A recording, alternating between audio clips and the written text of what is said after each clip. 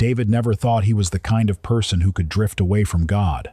If anyone had asked him years ago, he would have confidently said his faith was solid. He believed, he prayed, and for a long time, he showed up to church regularly. It was part of his life, part of his rhythm.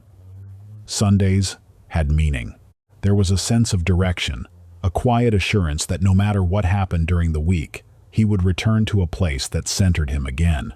But life has a way of slowly shifting priorities, not through dramatic moments, but through small, almost unnoticeable changes that build over time.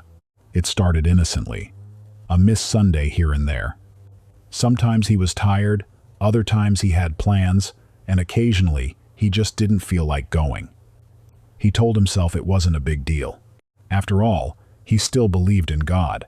He still considered himself a Christian. In his mind, skipping church didn't mean abandoning his faith. It just meant he was being flexible.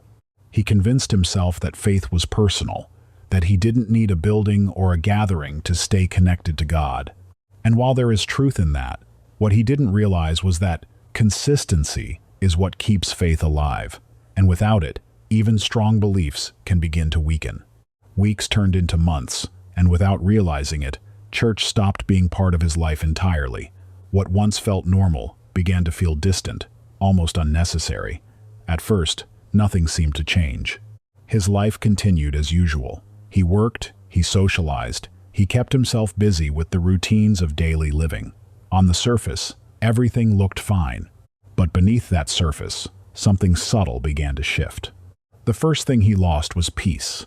It didn't disappear all at once. It faded gradually. Situations that he would have once handled calmly now felt overwhelming. Small problems started to feel bigger than they actually were. His thoughts became noisier, more cluttered, filled with doubts and worries that didn't seem to go away.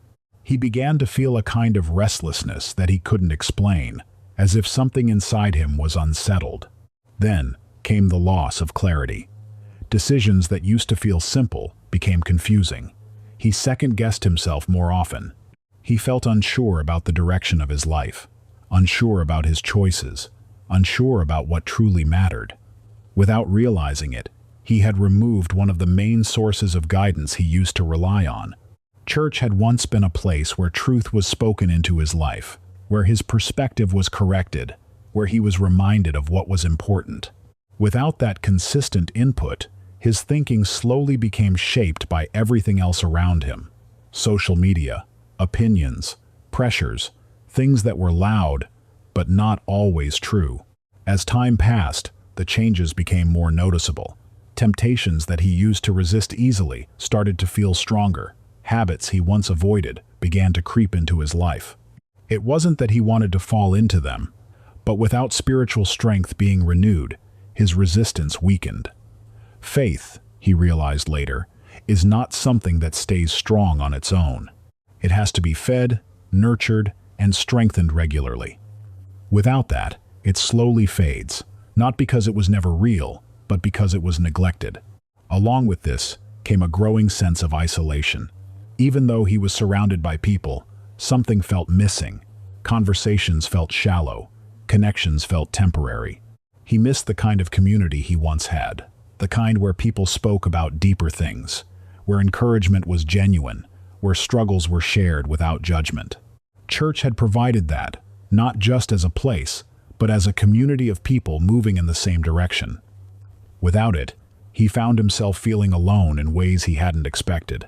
There were moments when he felt a quiet pull to return, a thought that would cross his mind on a Sunday morning or late at night when everything was silent.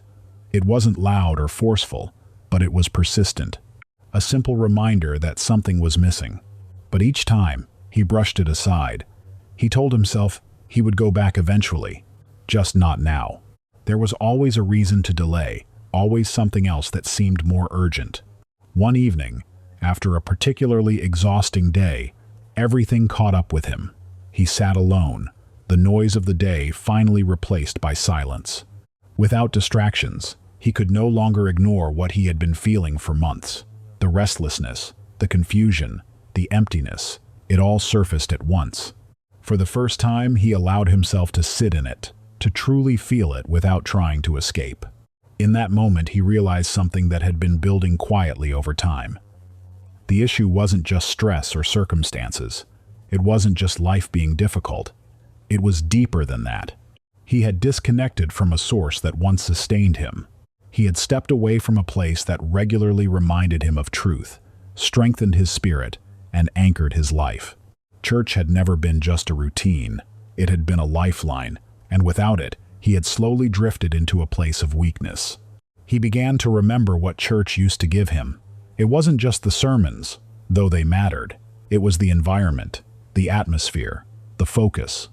It was a place where distractions faded, where his attention shifted from the noise of the world to something higher. It was where he was reminded that his struggles were not unique, that others were fighting battles too, and that there was strength in not facing them alone.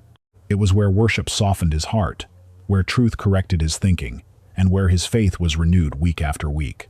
That realization stayed with him into the next morning. There was no dramatic moment, no sudden burst of emotion, just a quiet conviction that felt undeniable.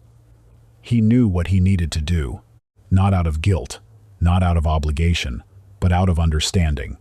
He needed to return, not because he was expected to, but because he could no longer ignore how much he needed it. When Sunday came, the decision felt heavier than he expected.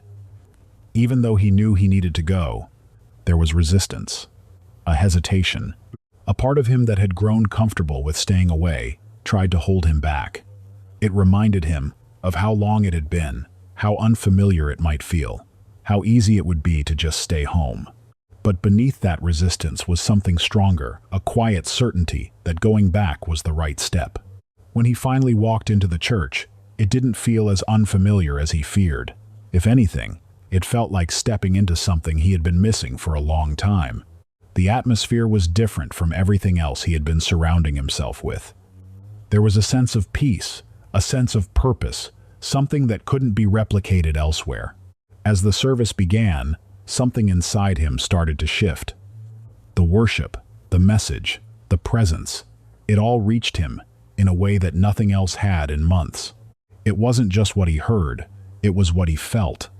The weight he had been carrying didn't disappear instantly, but it began to lift. The confusion didn't vanish completely, but it started to clear.